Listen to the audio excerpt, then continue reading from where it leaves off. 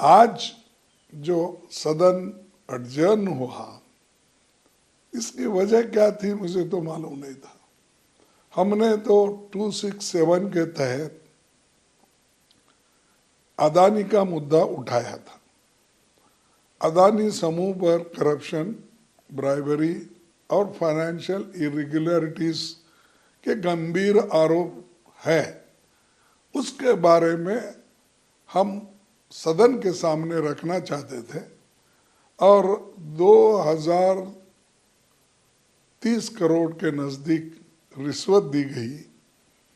जनता के पैसे का इस्तेमाल रिश्वत के लिए दिया गया।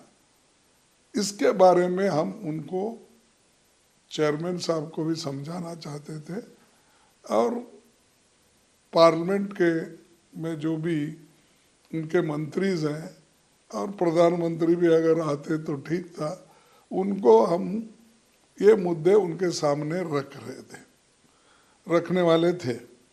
लेकिन उनके इस रिश्वत का रिकॉर्ड भी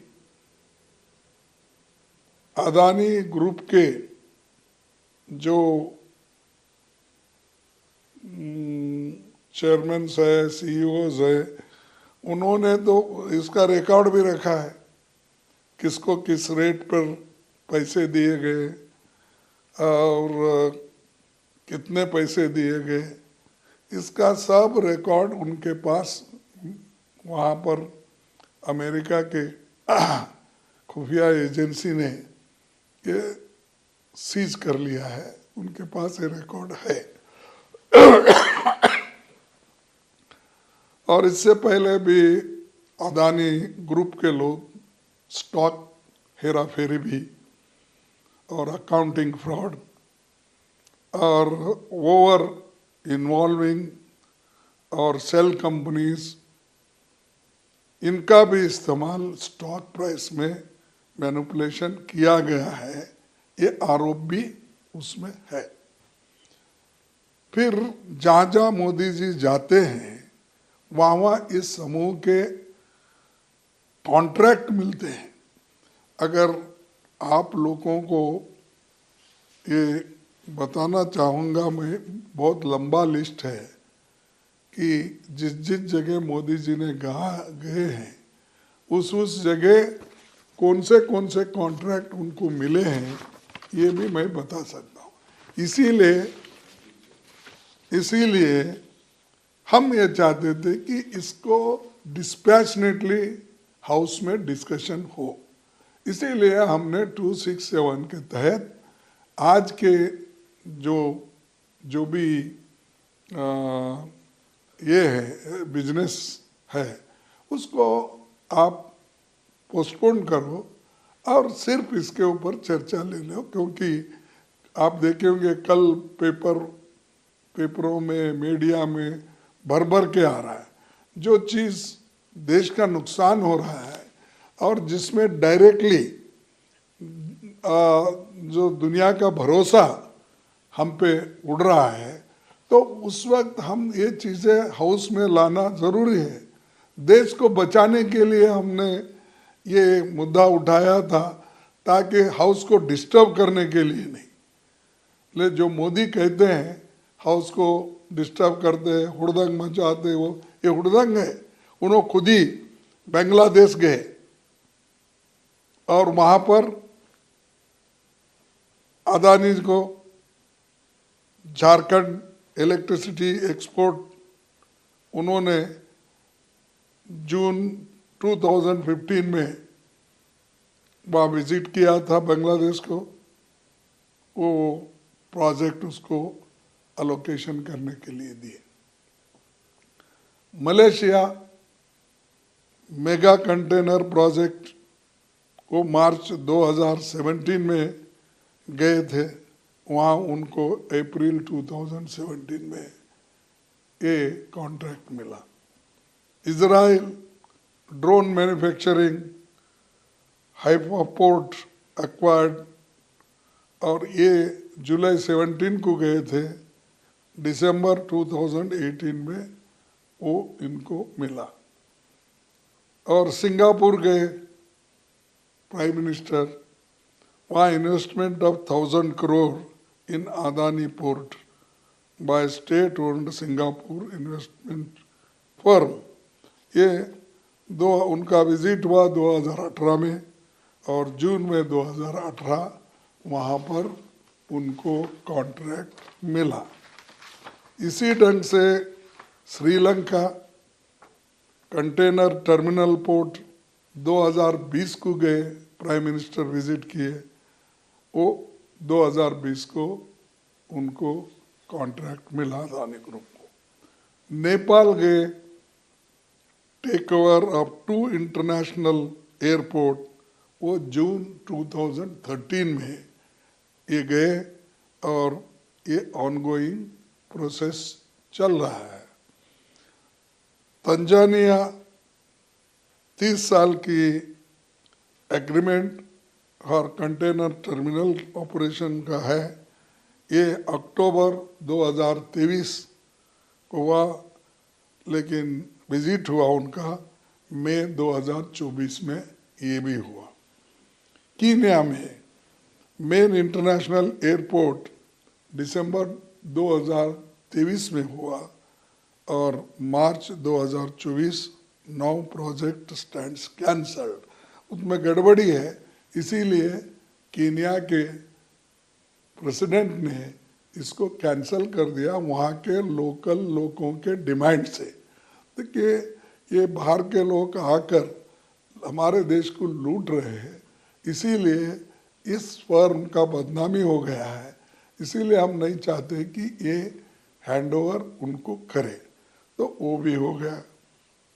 लेकिन प्राइम मिनिस्टर दिसंबर 2023 में गए थे वहाँ। तो वियतनाम में planned investment in 2 airports and development of sea port, ये जुलाई अगस्त 2024 में गए थे, prime minister Modi ji visit किए। ये चल रहा है काम, ऑनगोइंग। उसी के साथ Greece acquire stakes in 3 Greek ports। तो ये 3 पोर्ट एक्वायर करने के लिए उन्होंने बात चल रहा है। अगस्त 2023 में उन्होंने वहाँ विजिट किया और ये प्लान्स टू अक्वायर पोर्ट्स ये चल रहा है। मैं इसलिए आपको बता रहा हूँ कि ये इतने जहाँ प्राइम मिनिस्टर गए हैं वहाँ इनको कॉन्ट्रैक्ट मिला है। बगैर इनके आशीर्वाद से, बगैर इनके सपोर्ट से कौन सा देश इतने देशों में इनके साथ ही करता है। There are so many reputed companies, investors in India, सब छोड़ के इनको, और वो कहाँ पहले जाते हैं, इनसे पहले वहाँ पर ये सब होता है। ये इससे हमको यही कहना है कि मोदी जी के सपोर्ट से ये सब कुछ हो रहा है, इसका असर देश पे पड़ रहा है। ये हम उठाना चाहते थे, लेकिन इसको हमको मौका नहीं दिया गया। और उसी के साथ एक कंपनी के बिजनेस इंटरेस्ट को बढ़ावा देने और भ्रष्टाचार को प्रमोट करने, रिश्वत के भुगतान को फैसिलिटेट करने के केंद्र सरकार के ये PSU और SECI की भूमिका को लेकर सवाल है। ये सवाल उनके लिए है और ये जहाँ जहाँ मोदी जी जाते हैं वहाँ वहाँ इस कंपनी को,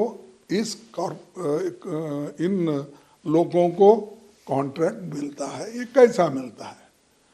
तो ये सवाल हम उठाए थे ताकि इसका डिटेल चर्चा हो, लेकिन बदकिस्मती है कि इसको हमको चर्चा करने के लिए सरकार ने कुछ भी नहीं बोला, रिएक्ट नहीं किया। और खैर चेयरमैन साहब ने हमको ये बोला, नहीं ये मुद्दा उठा नहीं सकते, हम पहले इसके बारे में ऐसे डिसीजंस लिए हैं कि ऐसे कोई भी 267 में हम मौका नहीं दे सकते, ये उनका कहना है।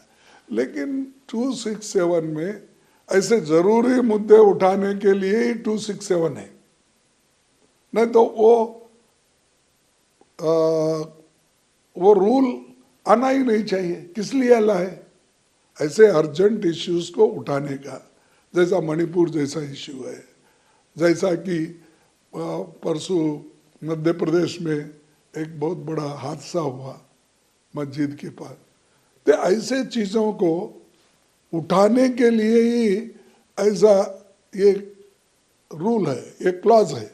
देयरफॉर हम ये चाहते हैं कि इनको उठाने के लिए हमको मौका देना चाहिए, और हम ये चाहते हैं कि इसको जॉइंट पार्लियामेंट्री कमेटी जेपीसी गठित किया जाए, और जेपीसी में सब मालूम होता, खुला होता, उसमें हम सारे फाइल्स मंगा सकते हैं, सारे लोग, और उसमें उनके पार्टी के लोग ज़्यादा रहते हैं, हमारे लोग रहते हैं, दूसरे पार्टी के लोग रहते हैं, हर एक को रिप्रेजेंटेशन उसमें मिलता है। और वो मिलने के बाद जो दूध का दूध पानी का पानी हो जाएगा। इसीलिए हमारी डिमांड है कि जेपीसी गठित करो, सच्चाई बाहर आने दो, और मोदी जी जो ऐसे बाहर बोलते हैं वो उसके बजाय अपनी छवि ठीक कर लो। इंटरनेशनल में जाकर बड़े बड़े बातें करते हो और अपोजिशन को टारगेट करते हो कि अपोजिशन के लोग उनकी छवि कर रहे हैं। छवि तो आप खराब कर रहे हैं, बिजनेसमैन को लेकर फिर रहे हो, उनको ठेकेदारी दिला रहे हो, और इसकी FIR ये सब इनके ऊपर हुआ, करप्शन चार्जेस लगे। कहाँ? अमेरिका कंपनीज ये बोल रहे हैं। तो ये जो चीज़ें हैं इसको डिटेल डिस्कस होना, इसीलिए हमने उठाया था, तो हमको चांस नहीं मिला। लेकिन हम चाहते हैं कि जॉइंट पार्लियामेंट्री कमेटी इसको बनाना चाहिए, और रिश्वत इन्होंने कितना दिया और क्यों, और प्राइम मिनिस्टर जो बाहर गए, जाते वक्त इन्हीं को क्यों लेके गए, या इनसे पहले आकर हर चीज़ इनको कैसा मिल रहा है, यही हम बोल